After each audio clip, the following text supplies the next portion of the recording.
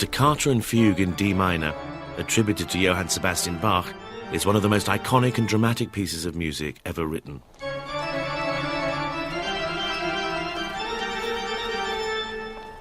Today, Bach is considered by many to be one of the greatest composers in history. Yet in reality, he spent most of his life working diligently for the church, unknown to anyone outside a small part of Germany.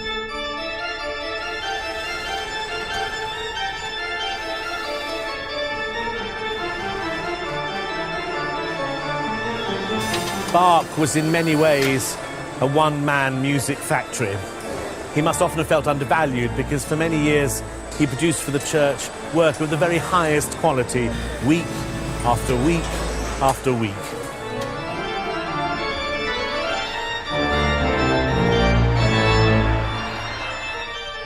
Bach spent most of his career writing sacred music for the Lutheran Church, established just 150 years earlier by another composer, Martin Luther, the monk who started the Protestant Reformation.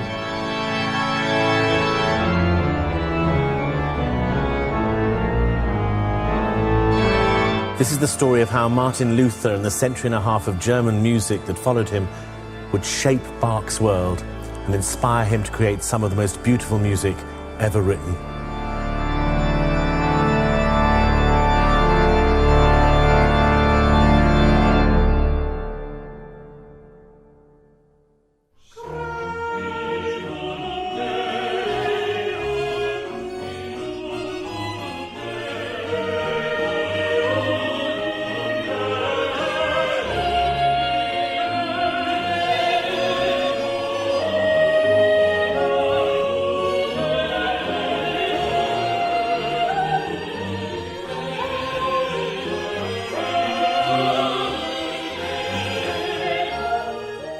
In the past, when people thought about Bach's choral music, they usually imagined pieces written for massed choirs and dozens of players.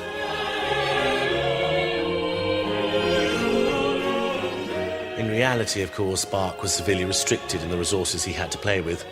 He even drafted in friends to perform for free. No 80-strong orchestras and 100-plus choirs for him. At the very most, he had a handful of players and instrumentalists to work with.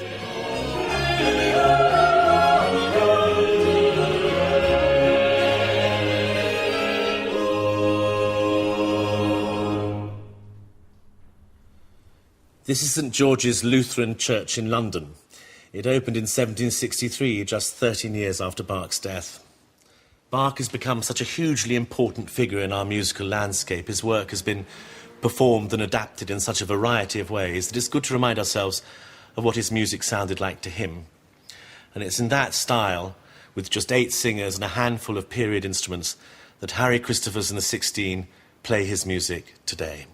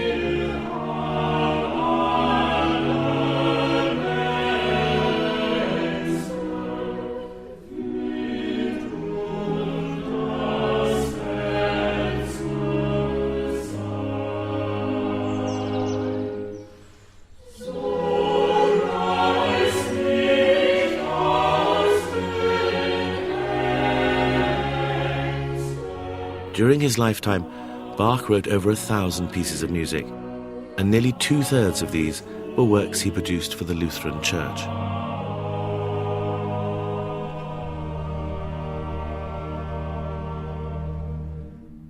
And this is where Bach worked during the latter part of his life, at the Thomaskirche in Leipzig in East Germany.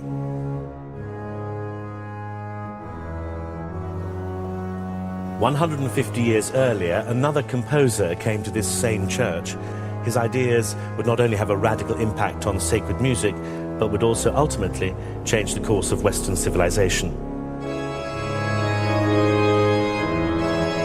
Martin Luther, the Catholic monk who kick-started the Protestant Reformation, redefined the role of congregational singing, even the part played by organ music within Christian worship.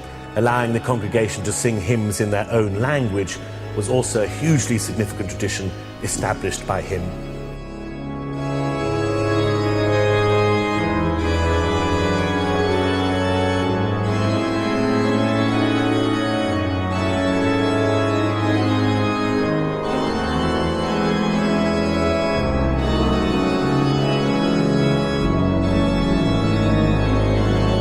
This is Eisenach in Thuringia, East Germany. In 1685, Bach was born here, and today Eisenach attracts scores of Bach enthusiasts from all over the world. This is the Bach House, which is the world's first museum dedicated to the composer. It was opened in 1907. The apricot-coloured house behind me is close to where Bach was born and brought up, which was somewhere around here, probably behind the beer garden. We really don't know. But Eisenach is famous for something else as well.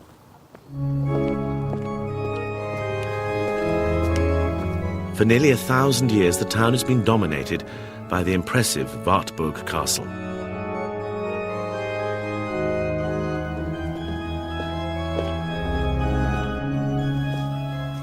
And it was here that Martin Luther decided to do something that would change the Christian faith forever.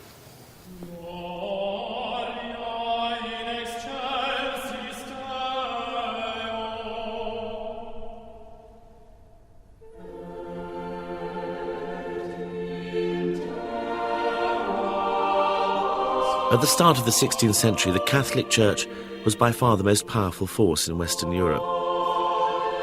At this time, the German nation as such did not exist. It was a series of independent principalities and feudal states.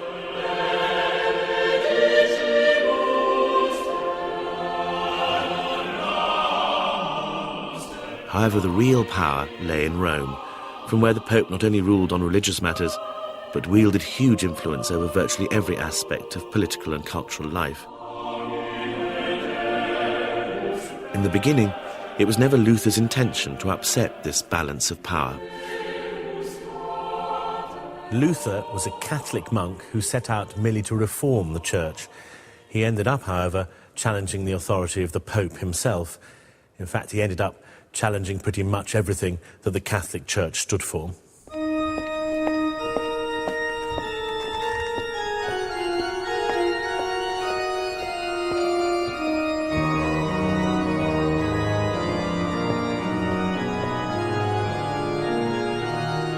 Not surprisingly, Luther was excommunicated, and when he came here to Wartburg in 1521, he was in hiding, and it was in this very room that he began the huge task of translating the New Testament into German.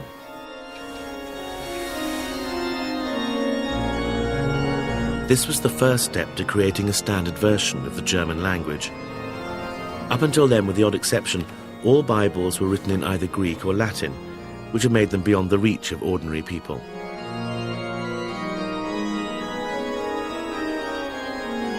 And although Luther wasn't the first to translate the Bible, his version was to be the most significant. Whilst he was working, Luther became convinced that the devil was in the room with him, and apparently he threw an inkwell at him. But his translation was to prove revolutionary, not just because now anyone who spoke German could read the Bible, but because it represented a huge step towards the establishment of a single German identity.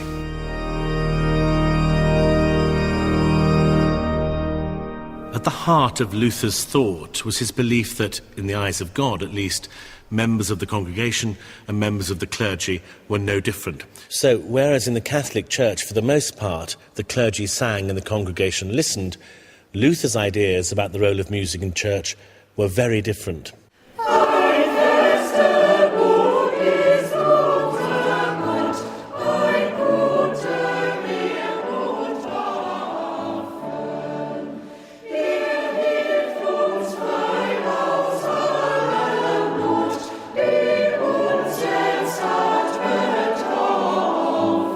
According to Luther's doctrine, everyone had equal access to God, and therefore everyone should be able to worship through song. So Luther introduced the concept of congregational singing. Ein fester Burg, a mighty fortress, written by Luther himself, is his most famous hymn.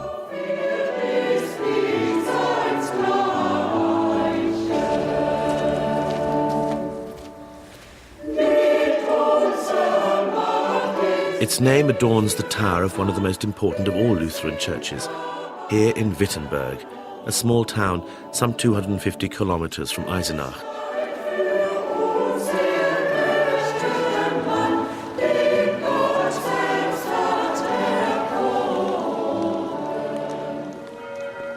Just across the square in 1523, Luther held his first service and possibly encouraged his congregation to sing A Mighty Fortress for the first time.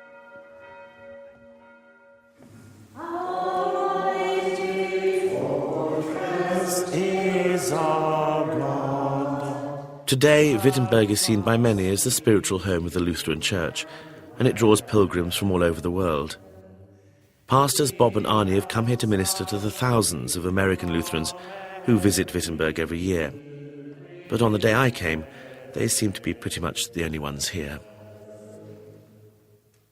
So is it a pilgrimage of a type? In a sense, the significance of this place in terms of the total Reformation, the history of the church, it does become like a pilgrimage center. We met a woman from Australia, and she said, "You're the second Lutheran pastor I've met. This must be like Mecca to you folks." And in a way, it's important that way to us. I'm from Littleton, Colorado. If you remember the Columbine shootings, I was involved in the follow-up work of that, and 4 or 5 days after that happened, we gathered in my church and we stood around the baptismal font and we sang "A Mighty Fortress is Our God," and it was one of the most emotional experiences I've ever had, because it spoke to the whole situation where God is our fortress and strength, even in the midst of something as tragic as Columbine High School. That's probably what Luther cottoned onto, wasn't it? That there's an emotional grounding when you sing a hymn in a large group. Johann Sebastian Bach is called the fifth evangelist. Matthew, Mark, Luke, and John are the four, and the idea is that the music touches the soul in the way spoken word does not. After the word of God, it was music. Yeah, it was music, and Bach is the fifth evangelist.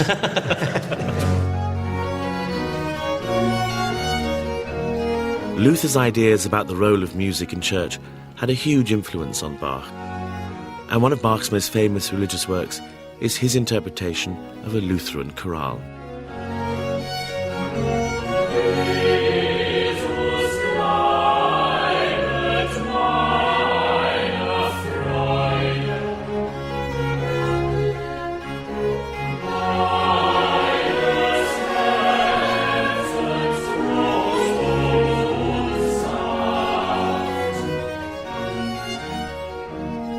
Jesu, joy of man's desiring, is not only a beautiful expression of Bach's faith, but for Harry Christophers, it also is one of the finest examples of Bach's musical genius.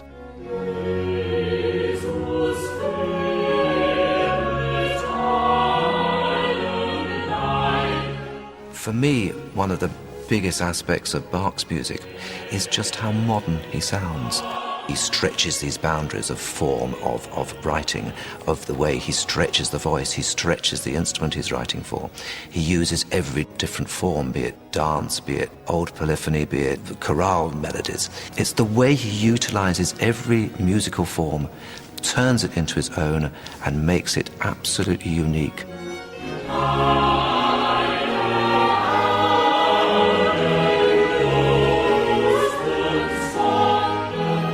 From birth, the Lutheran Church and its music played a central role in Bach's life.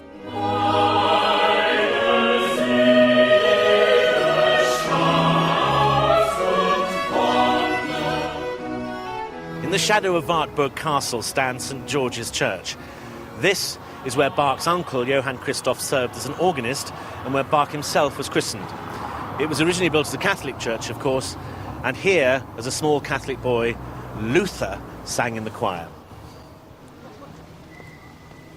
And above the door is carved the name of Luther's famous hymn. Bach would have known it well. As a boy, he also sang in the choir here.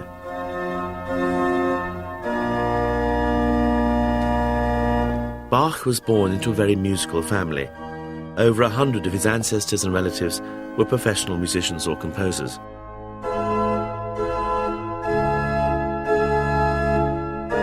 Bach's father was the town piper, but it was his uncle, Johann Christoph, himself a famous organist, who taught Bach to play the organ.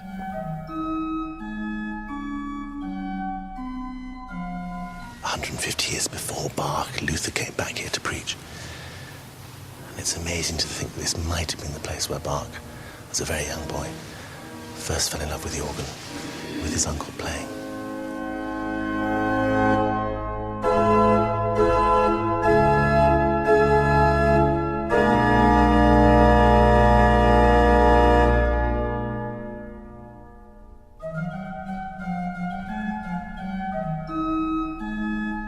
Thanks to his family and their extensive collections of scores, as a child Bach was exposed to a huge range of musical ideas. As well as great composers of the day like Pachelbel and Froberger, Bach would have heard court, religious, folk and dance music from across Europe. He would later draw upon all these influences and incorporate them into his own music. When he was 14, Bach won a choral scholarship to the prestigious St. Michael's School in Lüneburg, just outside Hamburg. For 2 years, not only would he have sung in one of the best choirs in Germany, but he also would have heard some of the finest instruments of the time. Shortly after graduating from St. Michael's, Bach began work on his cantata No. 4. Based on the Lutheran hymn Christ lag in Todesbanden, Christ lay in death's bonds, it shows how quickly Bach had mastered writing for both voice and instruments. He was just 22 years old when he wrote it.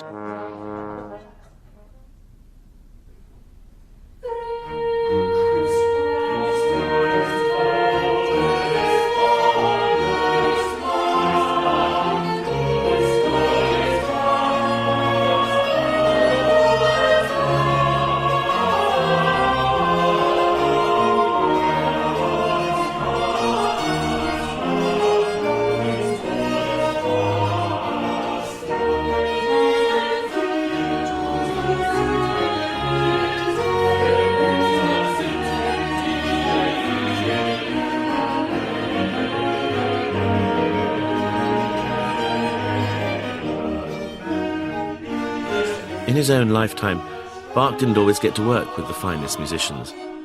He would frequently struggle to get enough money to perform many of his religious pieces as he envisaged them. The Catholic Church, however, had a very different attitude to money.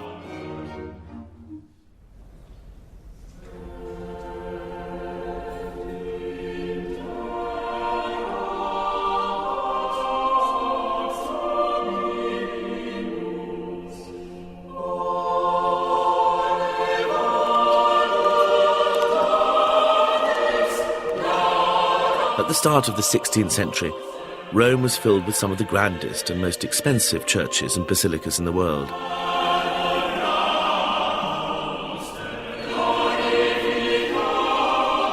And in approximately 1516, Pope Leo X decided to build one that would outshine them all. This. St. Peter's Basilica in the heart of the Vatican.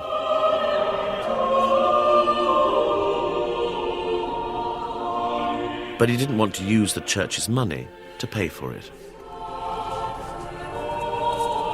And so the Pope dispatched a Dominican friar, John Tetzel, to Germany, where he was to sell indulgences in order to raise the money. An indulgence was granted when a sinner confessed his or her sins and received absolution.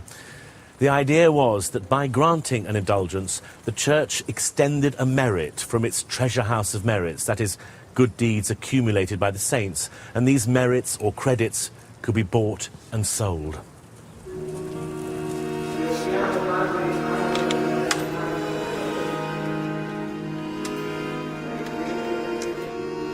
It was a little like buying an insurance policy for the afterlife. But one, Pope Leo X knew, the Church would never have to pay money out on.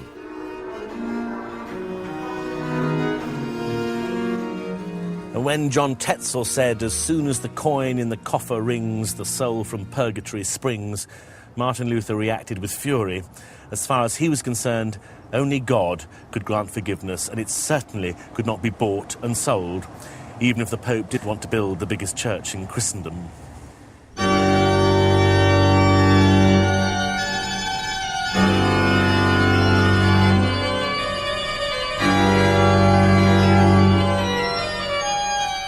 Luther wrote, "Why does not the Pope, whose wealth today is greater than the wealth of the richest Crassus, build the Basilica of St. Peter with his own money, rather than with the money of poor believers?" In fact, Luther wrote down a few other things that infuriated him about the Catholic Church, and he sent his list of grievances to the Pope's senior representative in Germany, Albert, Archbishop of Mainz and Magdeburg. But Luther didn't just write to the Archbishop. He nailed a full list of his complaints to the door of this church. This was the 16th century equivalent of putting it on the internet. Luther's 95 Theses, as they became known, would, thanks to the newly invented printing press, spread throughout Europe.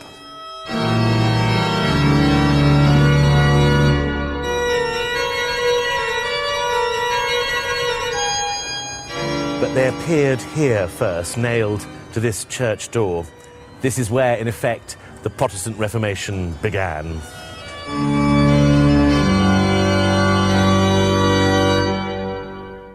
Luther's actions would have a big impact on European history. Yet in many ways, the start of the Protestant Reformation heralded a gradual change rather than a sudden split with the Roman Catholic Church. And this was particularly true of sacred music. When, 2 centuries later, Bach wrote his Christmas oratorio for the Catholic Prince Friedrich, the Elector of Saxony, he was still drawing heavily upon a musical tradition which had been established by the Roman Catholic Church.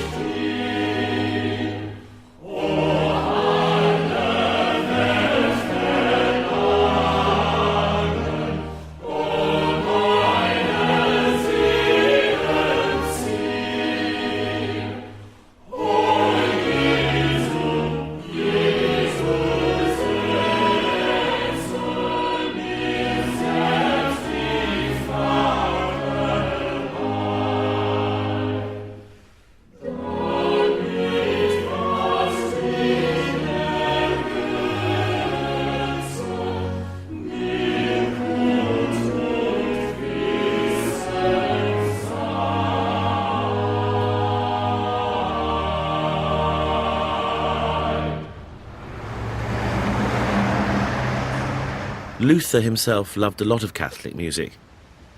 And in 1517, when he sent his 95 Theses to the Pope, it was never his intention to divide the Catholic Church or break with its musical traditions. As Luther sat back and waited for the Pope to respond, he had no idea his list of grievances would result in a death sentence. Meanwhile, 600 miles away in Bavaria, the composer Ludwig Zenfel was bemoaning the loss of his toe in a freak hunting accident. Zenfel didn't know it then, but Martin Luther was to have a big impact on his life and his music.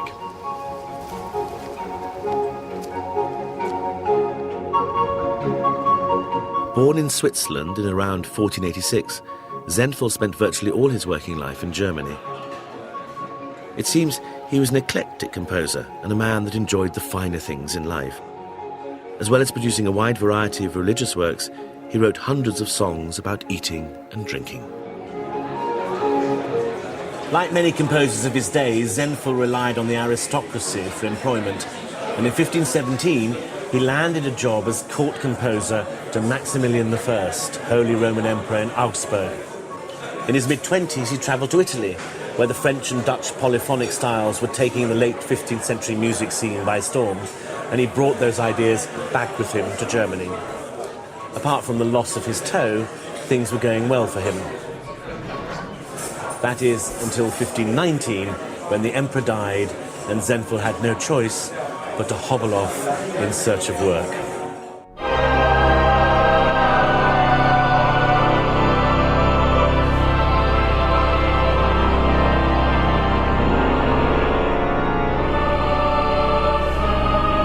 In Rome, Luther's adversary, Pope Leo X, was trying to work out how to deal with the 95 Theses.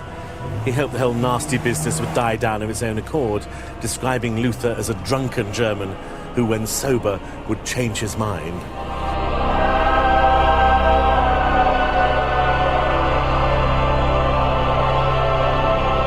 But he was wrong. Luther stood resolutely by his writings.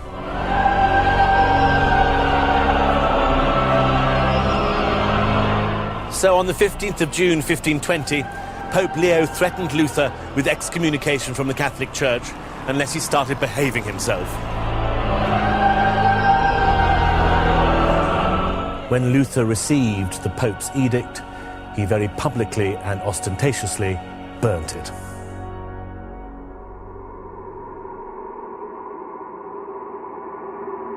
The following spring, Luther was summoned to a meeting with the big guns of the Catholic Church to determine his fate.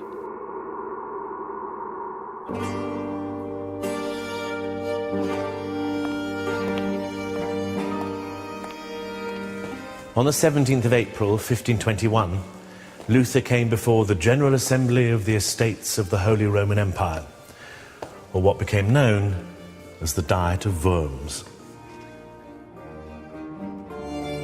At the back of the room sat the nine-toed composer, Zenfel.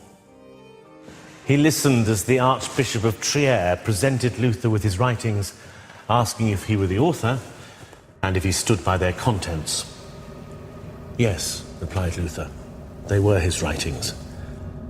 Unless I shall be convinced by the testimonies of the Scriptures or by clear reason, I neither can nor will make any retraction, since it is neither safe nor honourable to act against conscience.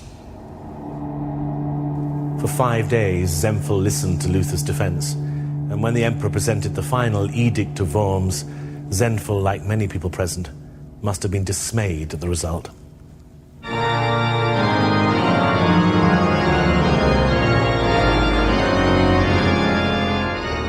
The edict declared Luther an outlaw, banned all his writings, and demanded his arrest. We want him to be apprehended and punished as a notorious heretic, said the assembly. They made it a crime for anyone in Germany to give Luther food and shelter. And finally, they allowed anyone to kill him without legal consequence.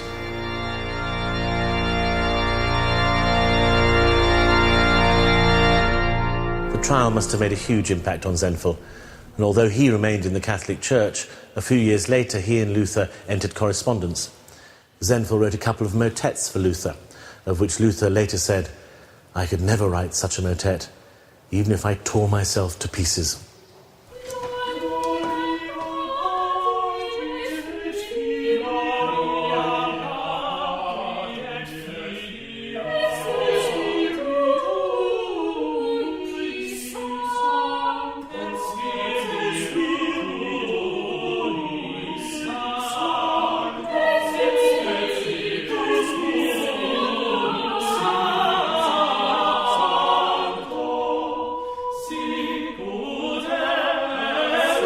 In the Catholic Church, motets had developed as short choral works that could be used as a part of any service, and Luther was particularly fond of them. 200 years later, Bach wrote his Lutheran motet, Singet dem Herrn, and by deconstructing it, we can see how Bach took this musical form to a whole new level. Harry, this is one of Bach's motets, and he wrote about Six. After. So when would this be performed? This was a particular one because it was performed for New Year. Right. In 1727. Right. And it's quite possible that actually Bach wrote it to actually train his students, his singers, really? in the arts of vocal techniques and indeed musical form. So we'd hope that he displays almost every single technique under his belt. It's an incredible work, full of surprises. I mean, I'll just do the very opening. I mean, in choir 2, it's called, Singet dem Herrn. So it's in 2 choirs. We have 4 singers singing one Yes. bit and 4 singers singing Soprano, another. alto, tenor, bass in each choir. So in choir 2, he starts just the word Singet, 2 syllables.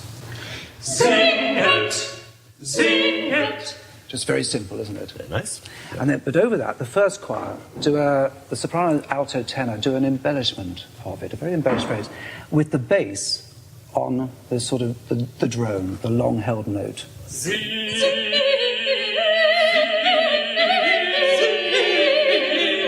it's incredibly active, isn't it? This choir gives them ballast and the sort of This feet choir on give the the ground. rhythm, and Yeah. then off they bounce. Let's put it together. Singet, singet, singet. Very simple technique. In the hands of a master, it's brilliant. And there's more he shows off in this piece, isn't there?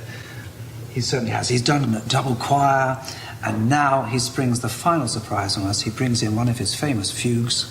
So he's now displayed all these techniques for his pupils. So he's a copy me. Okay.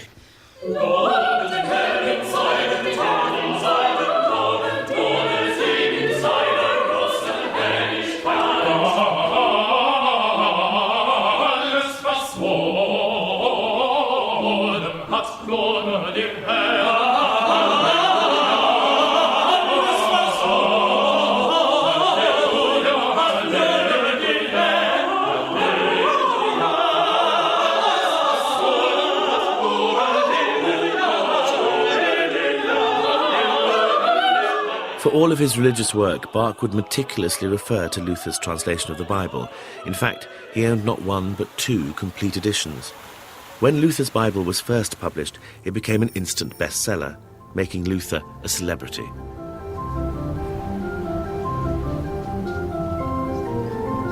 Published in 1522, Luther's translation of the New Testament sold an astonishing 5,000 copies in just 2 months.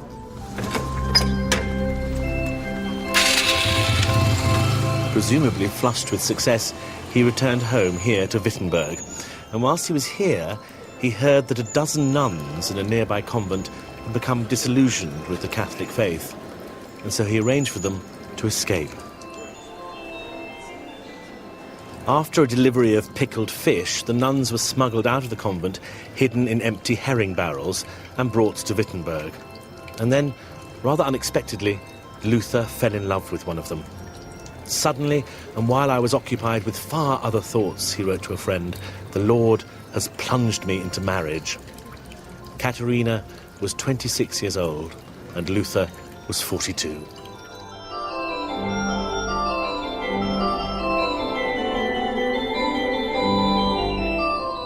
A century and a half later, marriage was also on Bach's mind, or more precisely, he was thinking about how to avoid it. After graduating from St. Michael's School, he spent a short spell as a court musician in Weimar, and then as his reputation as a keyboard player grew, he landed a better paid job here in Arnstadt as organist of St. Boniface's Church.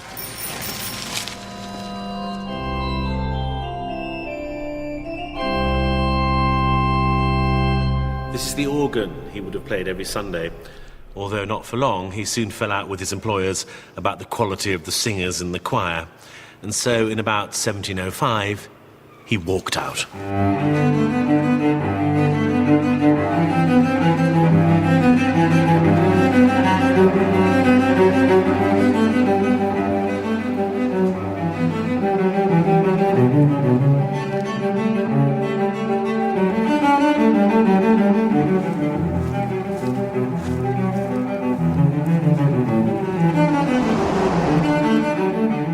And the young Bach walked, and he walked, and he walked. And he kept on walking halfway across Germany.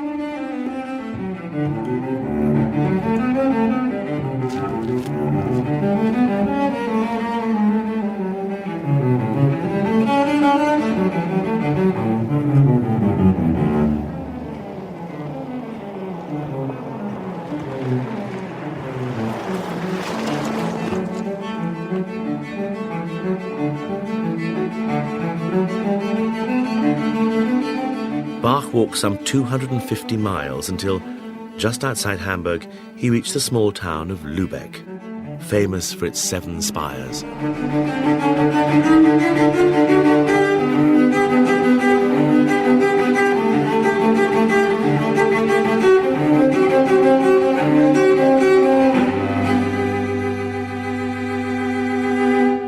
Lübeck was famous for a couple of other things as well. Firstly, during a siege, when the town had nothing to eat but almonds and sugar, a local baker here invented marzipan. Secondly, Lübeck was home to the most influential organist of his day, Dietrich Buxtehude.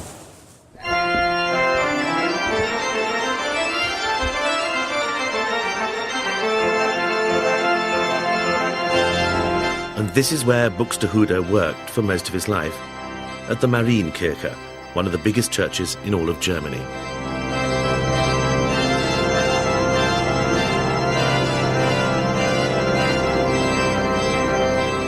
Bach had come halfway across Germany to hear Buxtehude play this.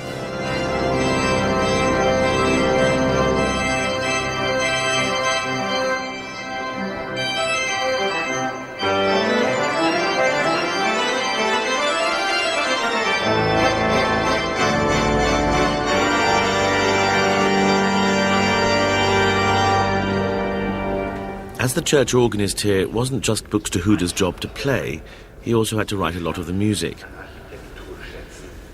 The use of organ music within services had been one of Martin Luther's many innovations.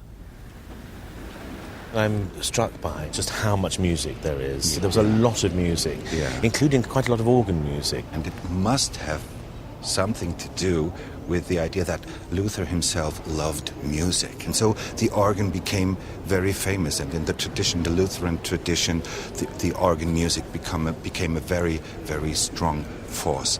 There's an interlude, there's something to make people think about the words they've heard and let them get mixed with another form of piety or belief.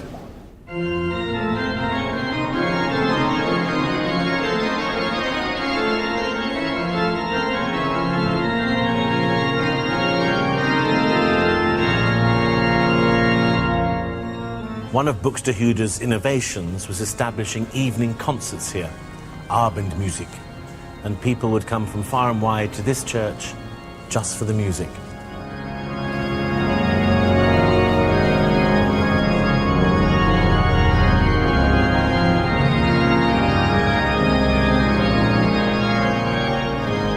Buxtehude must have been impressed by the 20-year-old Bach because he offered him his job here as organist at the Marienkirche. It came with the condition, however, Bach would have to marry Buxtehude's daughter. He declined. Interestingly enough, Buxtehude offered the same deal to another famous German composer, Handel, and he too turned down the position. But Bach, and indeed Handel, hadn't come here for marriage, or indeed for a job. They'd come to hear Buxtehude's music.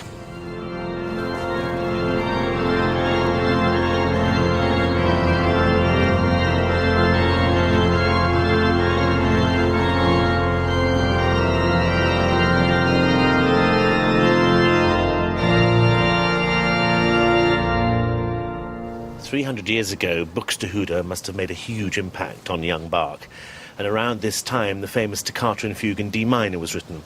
Since then it's been attributed to Bach, but as the style is quite different from his other work, some people question whether he actually wrote it.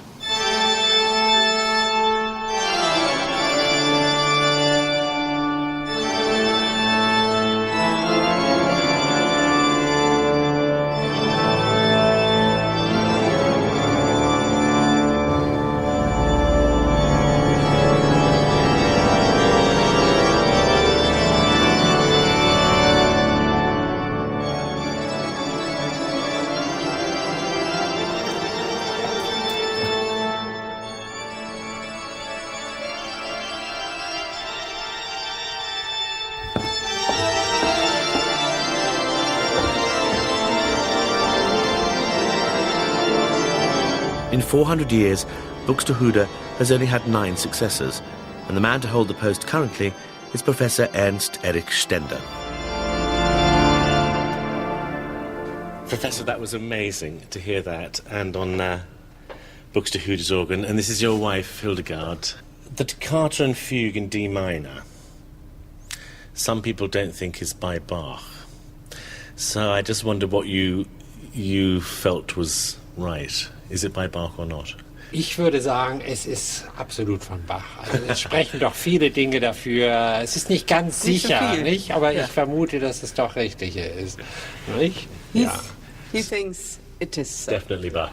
So why did anybody ever propose that it wasn't by Bach? Es sind doch so einige Merkmale, die anders sind als bei anderen Stücken. Nicht? Zum Beispiel ist alles sehr viel freier und improvisatorischer gehalten, nicht, während vieles bei Bach eben sehr kontrapunktisch, sehr genau ausgearbeitet ist. Nicht? Es könnte auch vom Charakter her durchaus, aber es ist schwierig zu sagen. Nicht? Bei Bach ist so vielfältig, dass man da keine genaue Antwort geben kann. Buxtehude, do you feel him around the church? Do you have a sense of history? Ja, Buxtehude wird viel gespielt. Ich spüre natürlich auch. Ja. Selbstverständlich spürt man das. Buxtehude ist immer gegenwärtig. He did one thing that we know of, which of course is that he said to Bach, I'll give you the job if you marry my daughter. Do we know anything about the daughter? Yes. Well, she was not very nice. Not very pretty. It was old, 10 years older than Bach. And 10 years older. I couldn't resist when Professor Stender gave me the opportunity to play Buxtehude's organ. Is it a G sharp? Yes, it is a G sharp, yeah.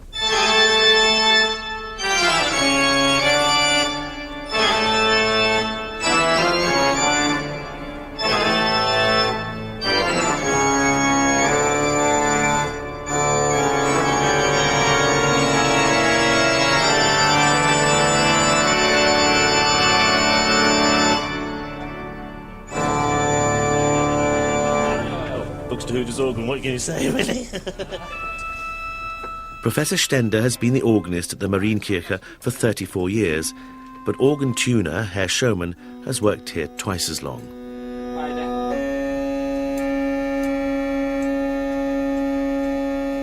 Herr Schumann, how many pipes in this organ? Wie viele? Die Orgel, die hat 8.220 klingende Stimmen. 8,220 pipes. Ja. How long have you been doing this job, Herr Schumann?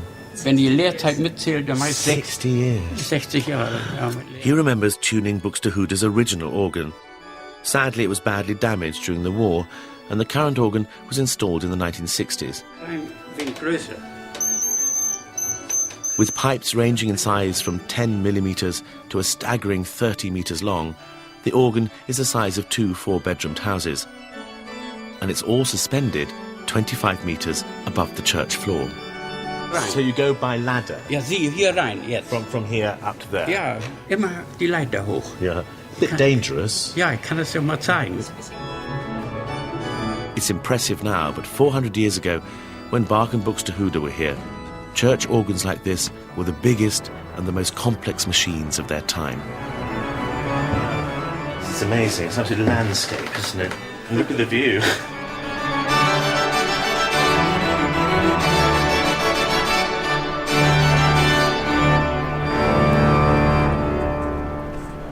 After studying for 4 months with Buxtehude, Bach, still a bachelor, returned to his old post in Weimar. He didn't stay for long, he moved from job to job, but he did find a wife, and soon after he fathered the first of his 20 children.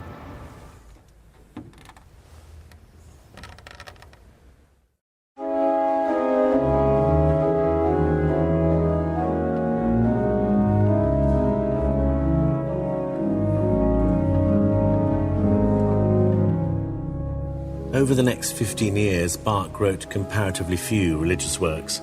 His employer, Prince Leopold, was a Calvinist who apparently preferred simpler church music to that of Bach's. However, between 1708 and 1714, he began writing the Little Organ Book for his eldest son, Wilhelm Friedemann.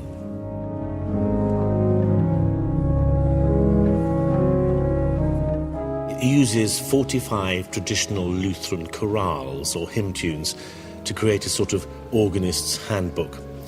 The Orgelbuchlein, the little organ book, was originally meant to be a set of 165 chorale preludes, that is, small compositions based on the chorale melodies, which spanned the entire Christian year.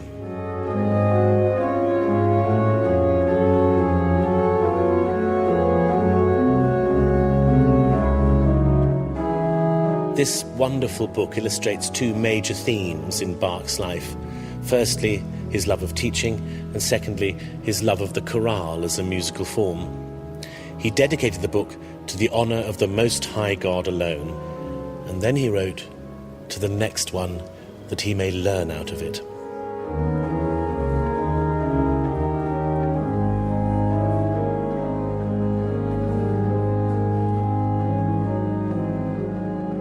It may be surprising to us now, but in his own lifetime, many of Bach's contemporaries thought his music to be old-fashioned and out of date.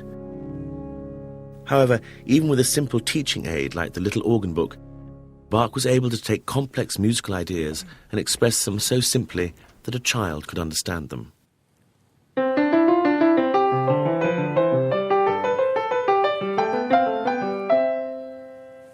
It's said that Bach invented nothing, so why is he considered a musical genius? Well, he was, unlike me, a virtuosic player, but perhaps his greatest achievement is bringing together so many of the ideas developed by his predecessors. He may not have introduced any new forms, but it's Bach's masterful control of harmony that sets him head and shoulders above the rest. When he puts two or three voices together, they not only harmonise well, but each individual line is a thing of beauty and elegance. Put together, they touch the divine. And that, maybe, is Bach's genius.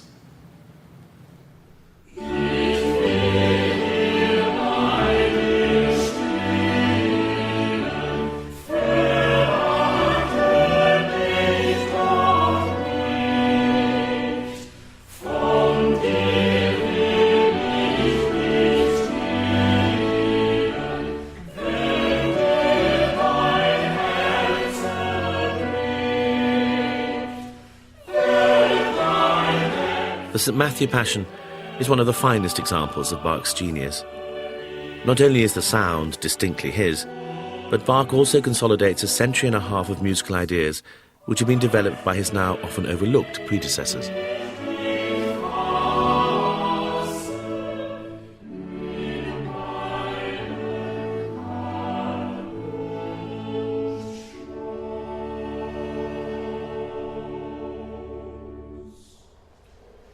Bach has become such a towering figure in Western music that it's sometimes easy to forget or to dismiss those German composers who came just before him. Johann Schein was one of a trio of composers I learnt about at school. They came as a package. The second was his lifelong friend, known as the father of German music, Heinrich Schütz. And the third was a man who gloried in the name, unfortunate for English speakers, of Samuel Scheidt.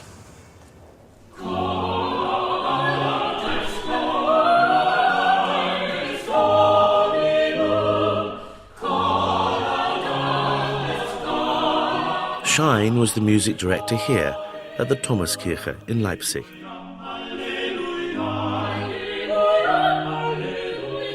Schein, along with his friend Schütz, were among the first German composers to use the Venetian polychoral style in Lutheran church music.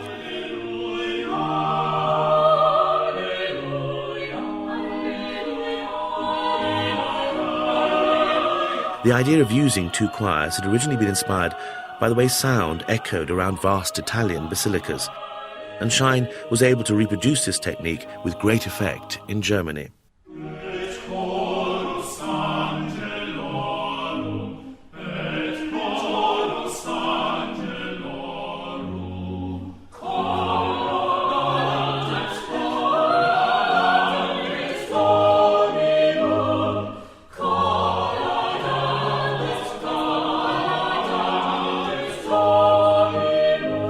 While his friend Schütz made several trips to Italy, Schein apparently spent his entire life in Germany, making his grasp of the Italianate style all the more extraordinary.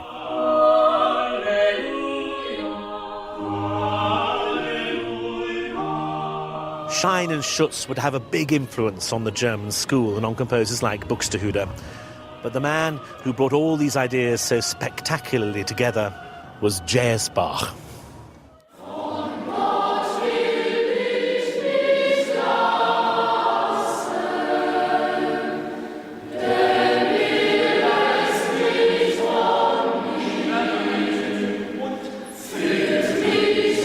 This is the world-famous boys' choir of the Thomaner Schule in Leipzig, and they're rehearsing one of Bach's many Lutheran chorales from his cantata number 78.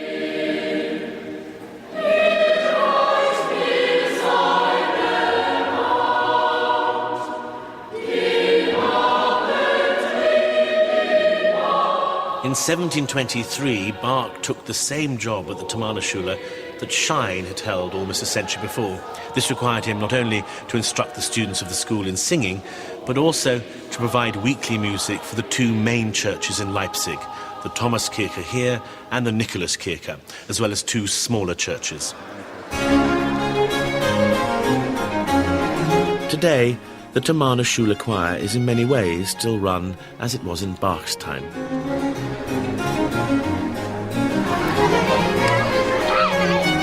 I'm sitting here at the Thomaner Schule, which is the school attached to the Thomaskirche, which is where Bach trained up his singers, some of whose descendants are presumably there behind me.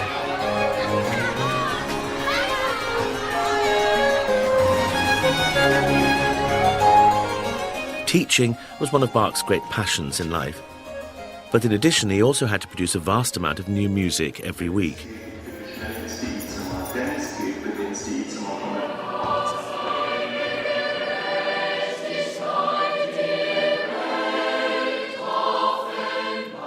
In an astonishing burst of creativity, Bach wrote 5 annual cantata cycles in his first 6 years in Leipzig.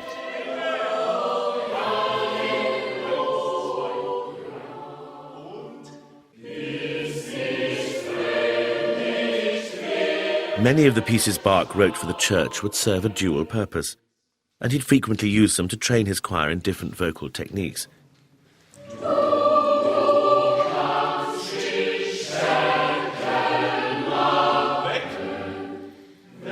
Today, the choir is 80 strong, but 400 years ago it was much smaller, and Bach would rarely get to perform many of his big religious works as he conceived them.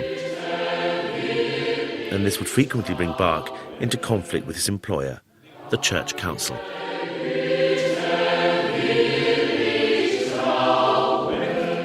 The council provided only 8 permanent instrumentalists, which was always a source of frustration for Bach, who had to recruit the rest of the 20 or so players wherever he could find them. Money was always tight, and Bach would persuade his choir to perform at additional church services. It's hard to imagine now, but in those days, you could book Bach for your wedding.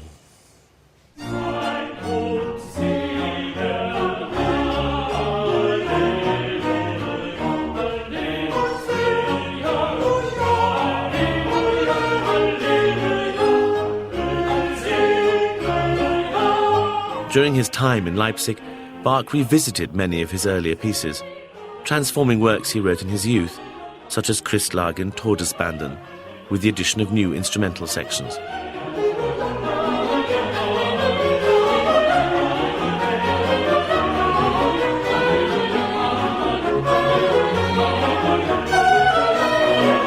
It was probably the only way Bach, ever the pragmatist, could deliver new music for 4 churches on an almost weekly basis. And astonishingly, Bach kept up this phenomenal output for 27 years, until ill health finally ground this one-man music factory to a halt.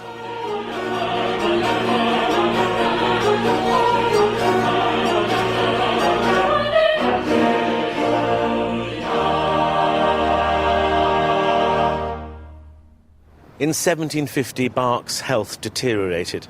He suffered serious problems with his eyesight, and despite being operated on by an eminent British surgeon, he died shortly afterwards. He was 65.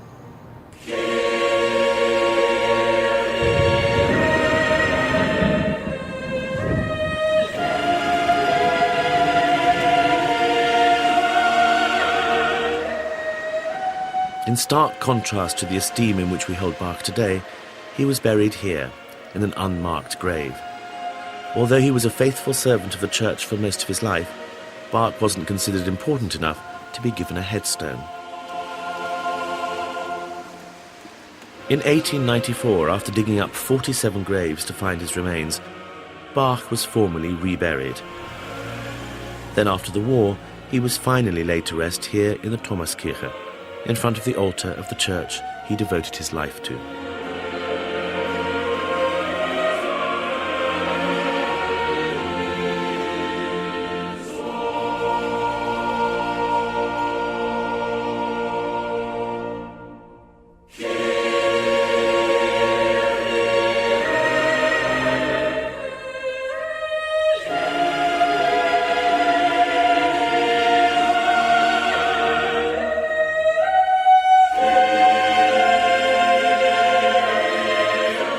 My journey through the early history of sacred music began in medieval Paris and has taken me across Europe and through centuries of musical development.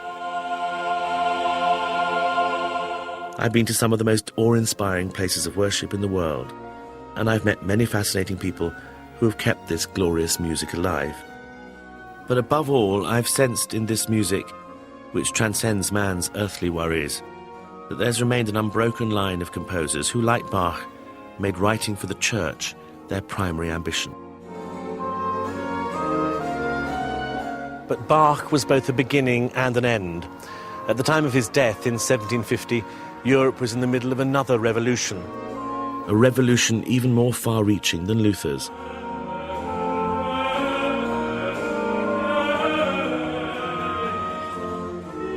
New ideas in commerce, politics and industry would change the entire world. And music too. But in this new world, Bach's music endured.